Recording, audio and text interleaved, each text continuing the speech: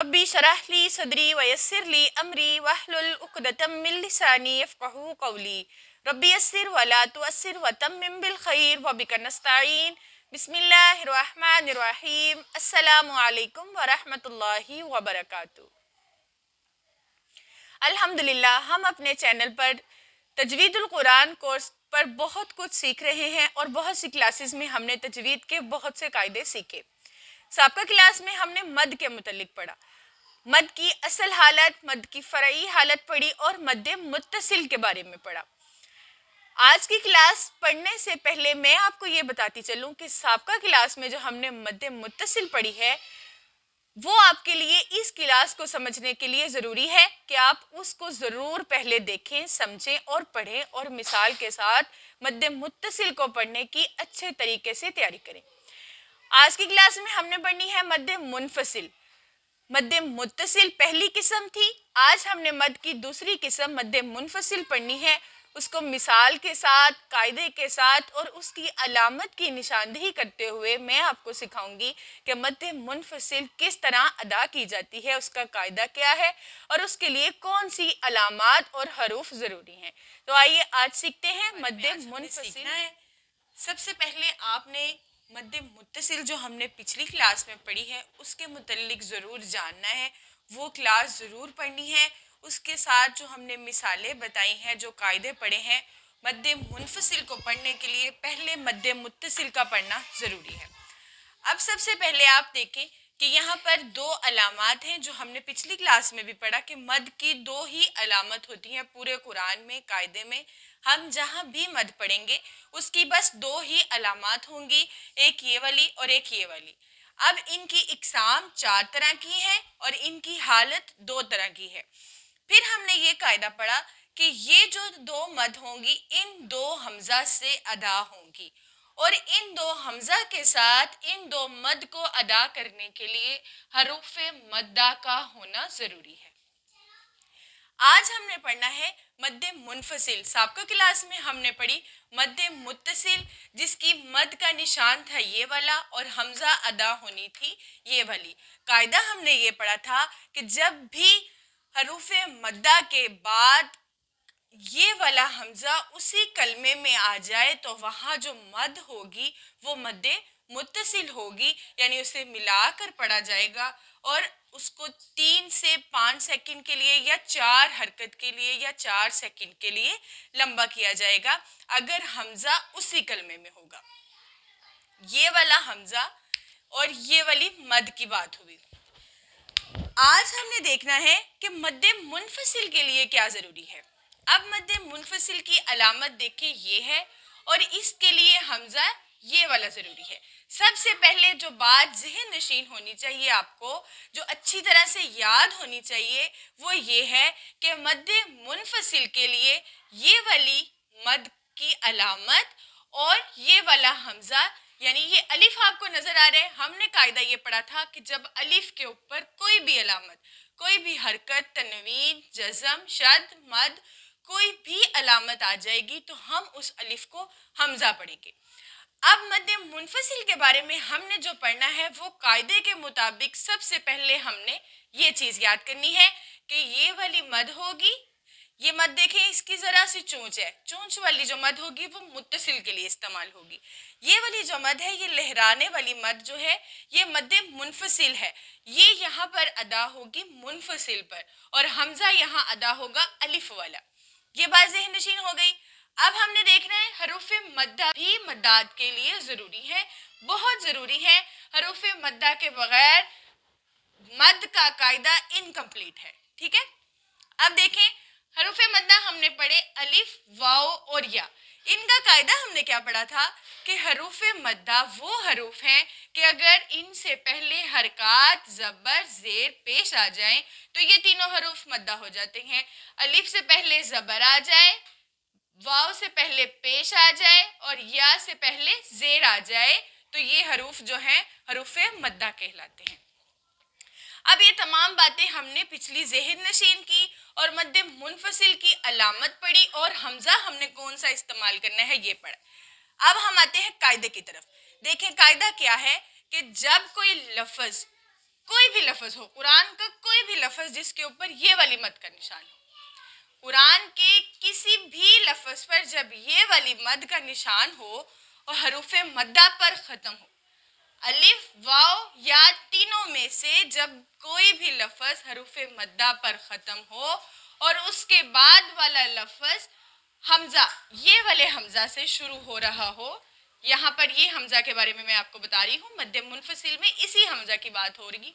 अलिफ वाला जो हमज़ा है इससे शुरू हो तो वहाँ जो मद होगी वो मद्दे मुनफसिल होगी। ठीक है, ये कायदे दो तरह के मैंने लिखे हैं, दो तरह के मैं आपको कायदे बताऊंगी। आसान लफ्ज़ों में आपने कायदा समझना है और देखना है कि मद्दे मुनफसिल के लिए अलामत कौन सी इस्तेमाल हो रही है और हमज़ा कौन सा इस्तेमाल हो रहा है।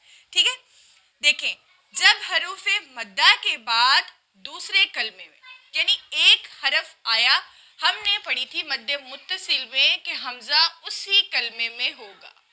ठीक है, ये देखें, ये हमने जो हमज़ा पढ़ी थी ये वाली और ये वाली मद कि उसी कलमे में हमज़ा होगा तो वहाँ जो मद अदा होगी वो मद्दे मुत्तसिल होगी। अब मद्दे मुनफसिल जो है वो बिल्कुल ऑपोजिट है कि जब हरूफ मद्दा के बाद दूसरे कलमे के शुरू में ये वाला हमज़ा हो तो वहाँ जो मद होगी वो मद्दे मुनफसिल होगी। एक हरफ जिसके ऊपर ये वाली मद्दे मुनफसिल आई है वो ख़त्म हो गया है और उसके अगले हरफ पर ये मद शुरू हो रही है। अगला हरफ देखना है हरूफ मद्दा के बाद, इस अलामत के बाद कि ये वाला हमज़ा आ रहा है तो वहाँ मद्दे मुनफसिल होगी। दोबारा दोहराती हूँ कि जब हरूफ मद्दा के बाद दूसरे कलमे के होगी, इसको 3 से 5 सेकंड के लिए लंबा किया जाएगा। जैसे हमने पीछे मद्दे मुत्तसिल का पढ़ा था, तो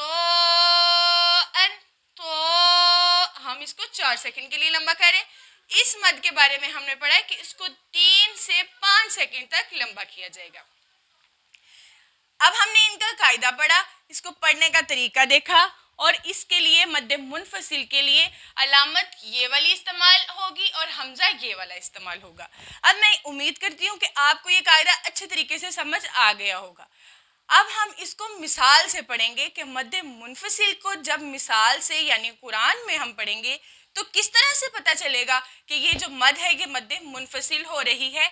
आइए अब हम इसको कुरान की एक मिसाल से पढ़ते हैं। अब आपने मिसाल समझनी है मद्दे मुनफसिल की, बड़े ध्यान से गौर से इसको समझना है कि मद्दे मुनफसिल का जो हमने कायदा पढ़ा है उसके मुताबिक हमने मिसाल समझनी है।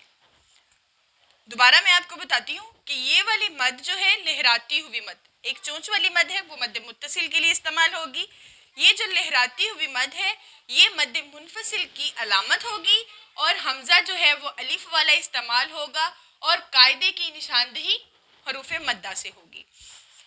अब हमने कायदा ये पढ़ा है कि हरूफ मद्दा ख़त्म हो रहा हो और अगले ही हरफ में हमज़ा आ रहा हो, शुरू में हमज़ा आ रहा हो और ये वाली मद का निशान हो तो वहाँ मद्दे मुनफसिल होगी। हमने उसको 3 से 5 सेकंड के लिए लंबा करना है या 4 से 5 हरकत के लिए लंबा करना है। अब देखें, यहाँ पर सूरतुल कौसर की मैंने आयत लिखी है, इन्ना अअतैनाकल कौसर। अब हमने ये देखना है कि मद्दे मुनफसिल का हमें कैसे पता चला।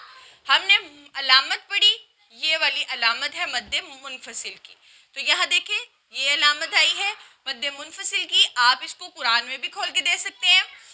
यहाँ ये अलामत आ गई है मद्दे मुनफसिल की और अगला हरफ जो है वो इस हमज़ा से शुरू हो रहा है। कायदा मुकम्मल हुआ कि मद्दे मुनफसिल है, हरूफ मद्दा पर मद है और अगला जो हरफ है वो हमज़ा अलिफ वाले हमज़ा से शुरू हो रहा है। तो यहाँ जो मद हो रही अगले हरफ पर अलिफ वाला हमज़ा इस्तेमाल हो रहा है। ये बात ख़ास ख्याल रखना है कि जो ये हमज़ा हमने पढ़ा था मुत्तसिल में वो उसी कलमे में उसी हरफ में होगा। ये वाली जो मद होगी ये अगले कलमे में अगले हरफ में शुरू होगी। इन्ना अअतैनाकल कौसर, यहाँ पर मद्दे मुनफसिल हो रही है। इन्ना ना पर मुनफसिल की मद का निशान है और अगले ही हरफ पर हमज़ा आ गया है, ये वाला जो मद्दे मुनफसिल की निशानी है। اِنَّا أَعْطَيْنَاكَ الْكَوْثَرَ۔ اگلی مثال دیکھیں جو قرآن پاک میں بہت دفعہ آتا ہے، یا ایھا الذین آمنوا۔ یہاں بھی دیکھیں کہ یہ والی جو مثال ہے یہ مد منفصل کی ہے، اور اس کے بالکل ساتھ یہ حمزہ، یہ والا جو حمزہ ہے یہ ادا ہو رہا ہے اگلے ہی قاعدے میں، تو ہم نے اس کو کیا پڑھنا ہے؟ مد منفصل اس علامت اور اس حمزہ کے عین مطابق۔ اگلا حرف ہے بما انزل، ما بما پر یہ حرف ختم ہو گیا، اگلا حرف شروع ہو رہا ہے انزل، تو یہ مد منفصل ہو رہی ہے۔ بنی آدم، بنی پر حرف ختم ہو گیا، اگلا حرف حمزہ سے شروع ہو رہا ہے، قاعدے کے مطابق یہ مد منفصل ہو رہی ہے۔ بنی آدم، لا الہ، لا پر مد منفصل کی علامت ہے، لا الہ الا انت۔ یہ تمام جو مثالیں میں نے آپ کو سمجھائیں یہ مد منفصل کی مثالیں ہیں۔ امید کرتی ہوں یہ آپ کو بہت اچھے سے سمجھ آئی ہوگی، اور اس بات کی میں آپ کو اچھی طریقے سے ڈیٹیل دے دوں کہ مد منفصل کو سمجھنے سے پہلے اگر آپ نے مد متصل کی کلاس نہیں لی تو آپ ہماری اس کلاس کو ضرور پڑھیں، سنیں، اور مد متصل کو ادا کرنے کا طریقہ سیکھیں اور اس کی مثالیں بھی پڑھیں، اور اسی طرح مد منفصل کو بھی پڑھیں، سیکھیں، قاعدے کے مطابق مثالوں سے اچھے طریقے سے سمجھیں تاکہ ہماری قرآن میں ہونے والی ہر غلطی درست ہو اور ہم بہتر طریقے سے قرآن پڑھ سکیں۔ وآخر دعوانا ان الحمد للہ رب العالمین۔